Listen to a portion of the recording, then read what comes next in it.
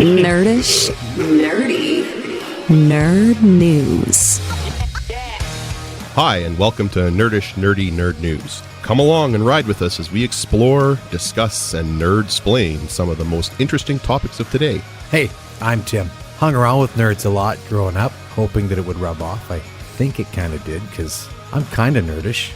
And as always, my co-hosts. Hey, thanks, Tim. I'm Christian. I've been playing and writing, creating games and Dungeons & Dragons since high school. My idea of a relaxing weekend is playing vids with my buds online.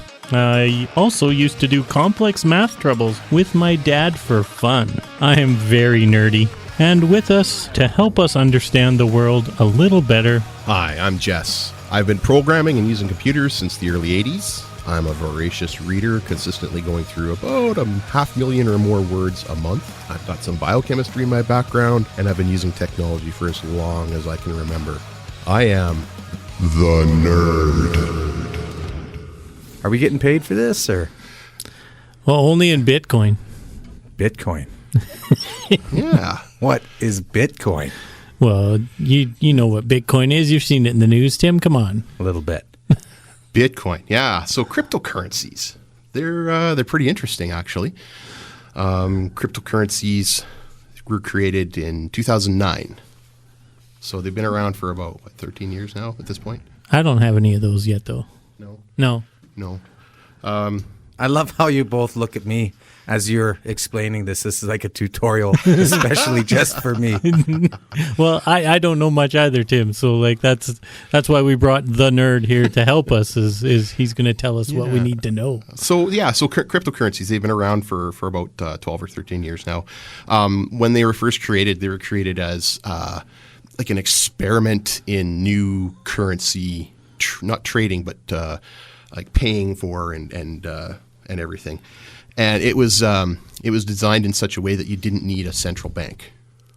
There is no central bank. There is no backing for the currency. So it's not a fiat currency. So how does it retain its value? Its value is strictly retained in the fact that people are willing to trade the currency for other currency or for items or services. So this is basically like a fancy barter system. Pretty much, except there's a lot more to it than that. Because I've got some dirty old shoes in my closet. I wonder if those are worth it.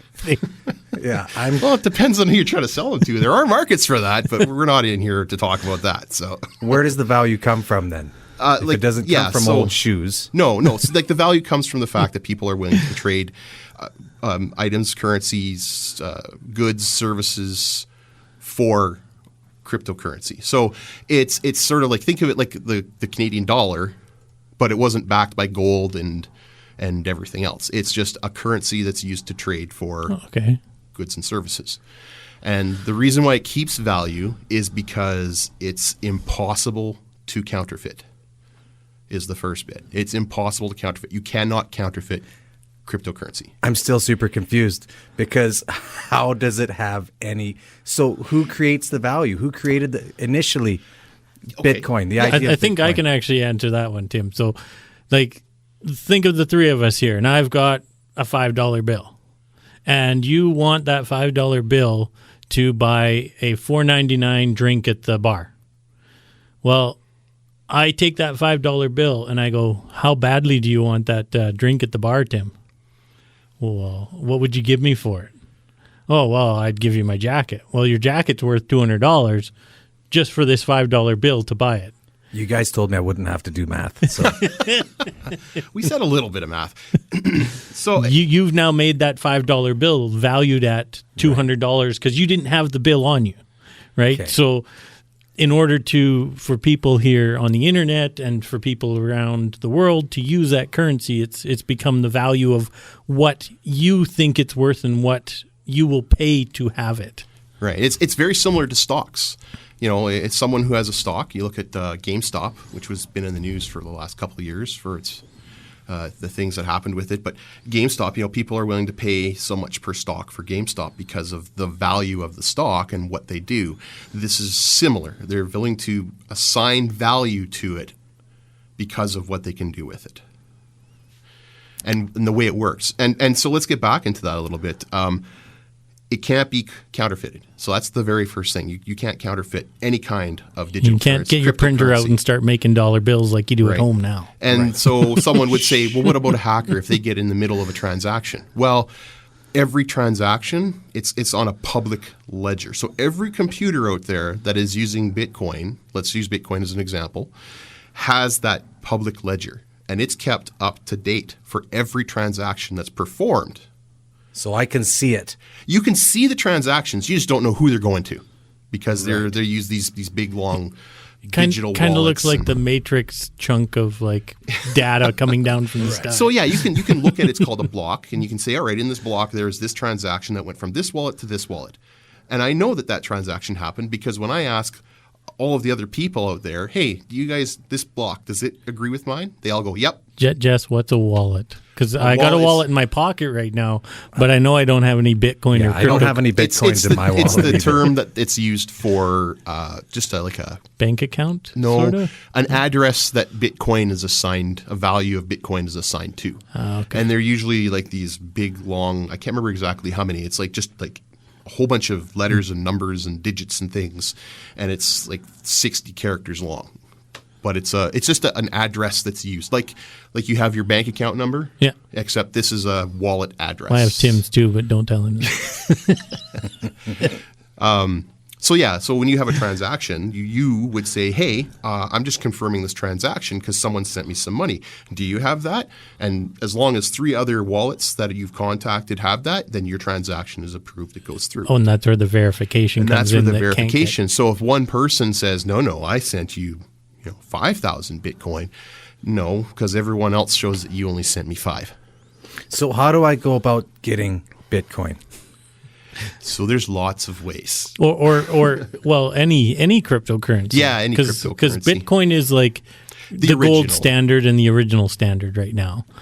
So there's tens of thousands of different cryptocurrencies. Yeah. Well, there's the top like big ones. There's Bitcoin, Bitcoin Cash, Tether. I'm just going to list them off here. Ethereum, Dogecoin, Litecoin, and there's like 30 others. And the differences between them is just like between the Canadian dollar, the American dollar. They all have their own individual values and are tradable between each other. The biggest difference is the computer algorithm, the calculation that's used. And we're going to get to this because you asked how do I get them when they're created. So okay, so this is where I'm really terribly confused. Still, Me too. probably will. So I thought that they weren't held against any kind of standard. Well, it's the same like when you say what's the American dollar worth, what do you compare it to?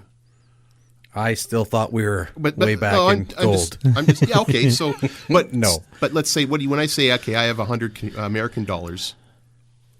How many Canadian dollars is How that? many Canadian When I dollars? say I have 100 Canadian dollars, how many American dollars is that worth? Right. You can always compare currency to another currency, and that's the same thing with cryptocurrency. So when they say Bitcoin is currently worth, as of this morning when I checked, it's currently worth about $48,000 Canadian per coin, and that's just how you assess value. So I got to come up with $48,000 To to buy buy a Bitcoin. One coin. If you were though, to but buy you could- one coin, that's like saying I have to have, like when you go to a store and they say, all right, that'll be $8, not $7.63. You can break Bitcoins up into portions. I think it goes down to like 10 decimal places. Okay, because I was already willing to say I'm out. There's no way that I will ever have a So at Bitcoin in my 48,000 wallet, Bitcoin, at in 48,000 my digital wallet. at 48,000 Canadian dollars for a Bitcoin, if you had .000, I don't know how many zeros there are, you put like 5, I think you'd have $4.80 equivalent. And each of the other cryptocurrencies, just like all the other monies in the world, are all at different values. So like Bitcoin is, like I said, the top of the Big game. Daddy. See, this is where I thought like I could just kind of go on a video game or go onto a site and mine this stuff and earn this stuff, and that's okay. I guess I got to So- pay real money for Well, you can. That's the unreal first way money. that you can get cryptocurrency is you can Trade use it with real your money. fiat currency, the Canadian dollar or American dollar or whatever fiat currency, which is a currency backed by gold or some other valued substance, to buy it. right? That's just currency trading. Tim's Monopoly money backed by Tim. There's a couple other ways. You can, first you have to get some to be able to trade it, just the same as other money. So For $48,000. so you go and you buy $100 worth of Bitcoin today. Okay. Okay, and you have $100 of Bitcoin sitting there, and then in a week it's not worth $48,000; it's worth $65,000 per Bitcoin. So now that 0.000 whatever that you'd bought is now worth more. Okay. And then you would trade that for fiat currency or for another cryptocurrency, and then you'd wait until Bitcoin went down, and then you'd buy. So you buy low, sell high, and there's a lot of people that make a lot of money doing just that. Yeah. And That's one way of getting more or getting more money, real world money. right. Starting to get it. I still feel I'd be declaring bankruptcy though if I actually. And that's one of the things I do want to make. I do want to make a warning here. Anyone who's listening, and to you guys too, Bitcoin and cryptocurrency is like a high risk, high value investment that you can lose money at. Because if you bought it, say last week where it was at 62. Or 58 even, and then today it's 48, you've just lost money because that value. I actually promise you that I would lose money at this point if I was investing in it. But Right. So it's something We're that learning. you have to be aware of, that when you invest in cryptocurrency, it's a high risk investment. So hear that, folks. We're not telling you to buy Bitcoin. Unless you think you're smarter than everyone else. or you're experienced, or you're willing. It's a long-term investment too. Right? You're not going to put it in and then pull it out 5 days later. You're going to put it in, you're going to give it time, and you're going to watch the trends. It does have trends. Yeah. And now, so one way of getting it is trading real currency. What are some of the other ways? Because I know, I know you, Jess, you've got some mining rigs and things like that that's beyond even me as the nerd, nerdy one. Yeah, part of the way cryptocurrency is generated is computers are used to solve extremely complicated computational math problems. But the thing is that they're so complicated that they can't be calculated. They have to be guessed at. This gets more terrifying as we talk about. Yeah, I know. This is the part that I'm not going to go into too deep because this is where it becomes extremely math. And if you're a mathematician and you want to learn about it, go for it. It's really interesting, but not something that anyone needs to know. You just need to realize that when someone says they're mining cryptocurrency, they're mining Bitcoin, they have a computer that probably has a pretty impressive graphics card because they're the ones that do the lion's share of that work. They're really built for it. So your phone, you can't mine it on your phone. No, and just a regular old computer, they just don't have the oomph to be able to do it. You need something that can do hundreds of thousands or millions of guesses a second. Once again, folks, I don't think that I will ever be the owner of a Bitcoin. However, like I said, graphics cards. So the newest graphic card, which is on the market, that is probably the best, is the NVIDIA 3090 video card. It's been out for a little more than a year now, and it is extremely good at mining. Just one of those cards will run at 100 mega hash. One hash is one guess. So you're talking about 100 million guesses. Is that right? Mega? Yeah, Why do I feel like crying right now? the math per second. This is where Jess loses me as well, Tim. So it'll guess the answer to this incredibly difficult math problem 100 million times a second until it finds something that it thinks is correct. And when it does that, when you earn credit. It submits it out to the world saying, "Hey, I've made this solution. Somebody check it." And that's where other people can make money. And that's what I do. I provide my systems to other people to utilize its processing power. As a verification. Verification or for transactions, because transactions all have to have that done too. But the transactions are a lot easier than the actual And so that's one way, like Jess does, to like his one card averages about what 80, because I don't have the really good one. I have like just one below that. So it averages 80 million guesses a second. Yeah. And it makes about $5 a day. Just sitting there turned on. Yeah. And that's after his power use. So That's okay. what these big mining rigs that you hear these Right, guys okay.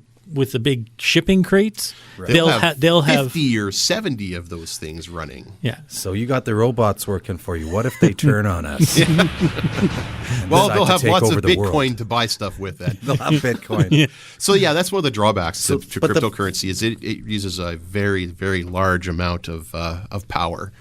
And that's one of the big things in the news today is the environmental impact of those. You'll hear about like in the States, I think in Texas they have, or somewhere down there, they have an entire power plant dedicated to running a cryptocurrency. Actually, mining. just this last year in Alberta, they've been doing the same thing. They've got some of the old oil wells. They've burning the sour gas. They've tapped into them, and they've got generators hooked up to the sour gas, and they've pulled these semis into there, hooked up a generator, and the generator is powering the entire So mining. this is already becoming super huge. Yeah. Yes. Like these are not little companies. Like these mining companies that they're doing this, they're making hundreds of millions. So there's already monopolies starting to kind of get on this wagon. Yep. What chance do I have as the little guy So of actually getting on board then? you always need to have that transaction proof. So when someone uses Bitcoin to buy something or trades a Bitcoin, someone has to process the transaction. Now, whether it's these big mining guys doing it or whether it's you're still making the same amount per little unit. So you can have your little unit like Jess's, and that's $5 a day he's making after his power usage. Right. So he's already factored that in. So he's making $5 a day just for his machine to sit there and be turned on doing this rather than turned on and doing nothing. Like a lot of people's computers just sit there, right? Like Yeah. So there's there's my computer, there's my roommate's computer. We have both of us have the same thing. So we're making about $10 a day. After a couple months, that's enough to take a vacation on, I guess so. right? That's where the smaller people like you and me, if we're making money, mining it's called, that's how we do it. You do have the mid-level ones where they're the people that have, and there are people here in Moose Jaw that do this. They have a container that's full of these cards that do that processing, and they're making thousands of dollars in a month on it. And there's then- places you can find people like that who are actually looking for investors too. Yeah. $1,000, $5,000. You can invest with them to build this rig and then be a part of that mining rig. And that's This is starting to sound, though, kind of like, to me, the same kind of system that, our fiat money, Yeah. our money. And that's and one that's of what the- it's come to. It's coming to that. There's a lot of pressure from regulators, specifically governments and financial institutions like Bank of Canada and the United States Treasury and things in all countries like that, to say this needs to be regulated. There was a huge upset in Canada about 3 or 4 years ago where a place called Quadriga, which is one of the largest Bitcoin one of the largest underwear exchange.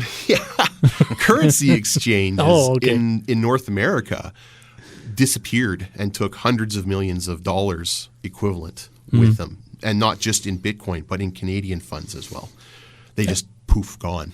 And so with these not being backed, are there like Well, and that's it where would- it's coming forth now. Is there some I know there's been some examples. I know I've seen some examples of this is all on the internet. It's not like it's not like my account is traced with the bank and the Right. bank and I've got a paper copy that says I have this, so I know. So a lot of people are not using private wallets, which is what we were talking about before. It's just an address that has that money assigned to it, and it's something that they have on a thumb drive or on their computer at home. A lot of people are using something called an exchange, and that's what this Quadriga one. And there is a lot of worry about that.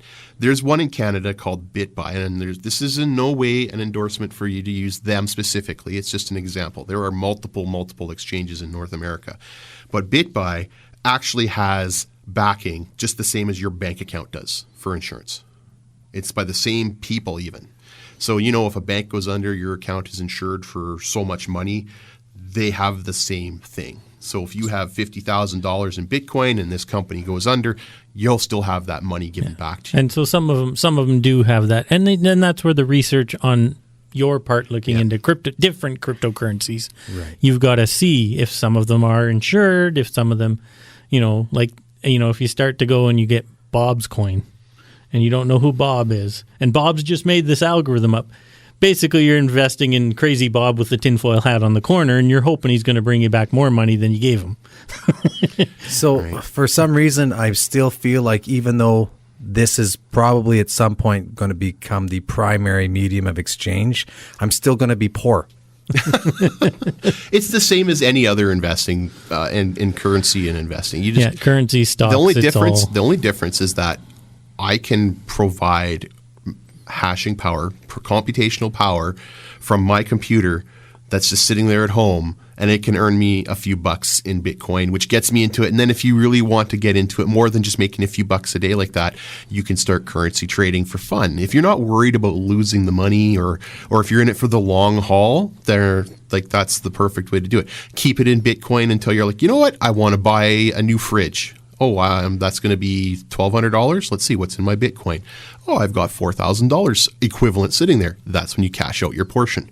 And you'll pay a little bit of a transaction fee because that's how people like me makes my money. I make the transaction fees off of that. So what sort of things have people bought with this? Like I know I've seen you take some of your Bitcoin out and buy, a new air conditioner or, upgrades to your house.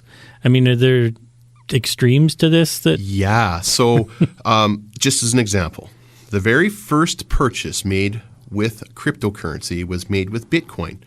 And when was that? It was it was quite a while ago, like 2009 or 8 or something like that. Yeah. It was a pizza. I think it was Papa John's pizza that was purchased with Bitcoin. Guess how many Bitcoin it was purchased with? Well, today's value, 0.00000001. Yeah, like $40, which would be like a zero followed or 0.0 what you said. But back then, because Bitcoin was not worth very much, it was only worth pennies for each one. It was 10,000 Bitcoin. So that pizza in today's value would be worth. You guys said I wasn't going to have to do math. Are you ready? You ready? $500 million. What? Yeah. $500 million. $500 million equivalent in today's Bitcoin. How's that for a pizza? That better be the best pizza ever made. Tim, you're still going to the bathroom after it. Yeah. I think so. It's insane. It's insane. But yeah, and there's guys around the world here who they're investing in Bitcoin for fun, and they had like a whole bunch on a personal wallet, like a hard drive. And they're like, this will never be worth anything. And they tossed it, or they accidentally tossed it. There's a gentleman in the UK somewhere who's trying to get permission to dig up the landfill. I think it's in Newport in Maine. Oh, Newport, okay. Yeah. It's somewhere. He's trying to get permission from the council. local council to dig into the landfill to find this drive because it's worth like 400 million American dollars. Yeah. And He's appealed to the council. He's even told them he'll give him a percentage of what he get. Like when he'll he gets share it. He knows where it is in the dump because of the year it was thrown away and approximately how deep. This is treasure hunt a whole new level. Yeah, and it's just because it's something that he was maybe playing with back in 2010 or 2009 when it was first coming out. So he had thousands of them set aside. So there are treasure hunters now looking for actual buried Bitcoin. I think you're in the room with one. Yeah, we just found Tim's new hobby. Yeah. Another place that it's been used is in Amsterdam. There's a company there that will use Bitcoin as collateral for mortgages, loans, and etc. Yeah, so it is becoming a little more mainstream. Yeah. Well, it could potentially, with the traction it's gaining, it could maybe take over as a primary medium of exchange. I don't think it ever will. I think the robots will make that happen. I think cryptocurrency, it'll never disappear, really. I think it's going to become very similar to a lot of the other investment plans that you'll see out there. It's a high risk, long term, and you'll see it continue to be something like that. But you will see some kind of digital currency that comes forth that will replace it, where instead of, we're very close to it now when you have the tap your phone or tap your card and it's just done. So I've learned a lot here. I think we're getting to a point where I might start joining Jess in the world of having my own rig. I'm terrified still, to be honest. But you know, Tim. Now I think the James Cameron story of Terminator might come true or has a potential to. And they're going to have all the money to do it. They're going to have the Bitcoin to do it. I will still have nothing. I'm still slightly terrified. There are debit machines around town, even here in Moose Jaw, that have Bitcoin exchanges, so you can take your debit card and buy a Bitcoin or portion of a Bitcoin right in a debit machine if that's where you want to go. That'll be a talk for another day. Yeah, guys. we'll tell you when to I'll go need there. you to hold my hand for that. Yeah, we'll tell. But thanks, Jess, for trying. I've probably been looking at you like a deer in the headlights for most of the discussion. We'll get you into Bitcoin and cryptocurrency, whether you like to or not. Kicking and screaming. Yeah. We'll get there. Thanks, guys. We'll get there. Thanks again for letting us into your ear holes with this nerdish, nerdy nerd news podcast. Check out our website at wildshot.ca. You can find us on all the socials under Nerdish, Nerdy, Nerd News. Listen and subscribe wherever you get your podcasts. You can also subscribe and support us at patreon.com/nerdish to get more bonus content, show notes, and merch. If you'd like to send us topics for future episodes or comment about our existing ones, please email us info@wildshot.ca. And remember, stay nerdy. Nerdish, nerdy, nerd news.